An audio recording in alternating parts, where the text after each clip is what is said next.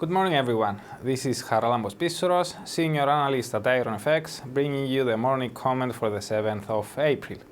Fed minutes. FOMC divided, cautious on rate hikes.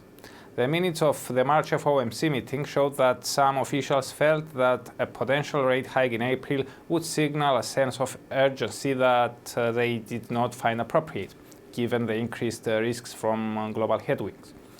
In contrast, other officials highlighted that if incoming data remain resilient, then the Fed fund rates should be raised at the upcoming meeting. Overall, the minutes simply confirmed much of what we already knew, that there is division among hawks and doves within the FOMC, and that the primary reason officials remained on hold were heightened risks from abroad. While the committee revised down its forecast for the Fed funds rate at the March meeting to signal 2 rate hikes this year, market pricing currently implies that the central bank is not likely to touch the hike button in 2016. The meeting minutes did very little to change investors' sentiment over the rate path, and thus the reaction in the dollar remained limited at the release.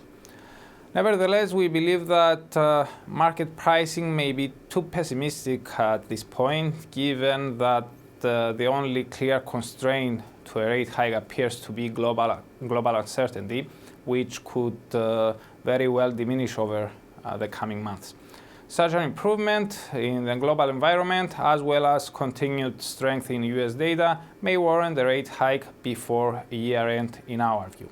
Against this backdrop, we maintain our call that the Fed is likely to hike once this year, and that September and December appear to be the most suitable months for such a move. As for today, during the European Day, the ECB releases the minutes of its March policy meeting, where officials introduced an easing package much more aggressive than market expectations. While the minutes of the ECB meeting do not usually impact the euro significantly, given the magnitude of the latest easing package, it would be interesting to see to what extent officials supported these measures and how open they are to even further action. From Norway, we get the manufacturing output for February. The figure is expected to have fallen again, but at a slower pace than the previous month. Given that the manufacturing PMI for the same month declined notably, we see a possibility for the manufacturing output figure to fall by more than expected, something that could cause NOK to give back some of its recent gains. In the US, the only event that is set to attract some attention is scheduled for the Asian morning Friday, when Fed Chair Yellen will appear at a panel discussion with former Fed chairs Bernanke, Greenspan, and Volcker. We don't expect any updates on monetary policy, as Yellen has already made her stance known in her latest speech at the Economic Club of New York. Therefore, the reaction in the dollar may remain limited.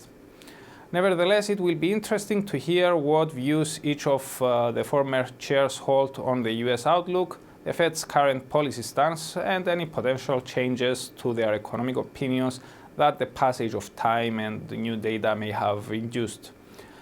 As for the US indicators, we get the initial jobless claims for the week ended on the 1st of April, and expectations are for the figure to decline, but the 4-week moving average is expected to rise.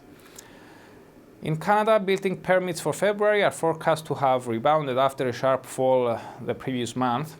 Nonetheless, this indicator is usually not a major market mover.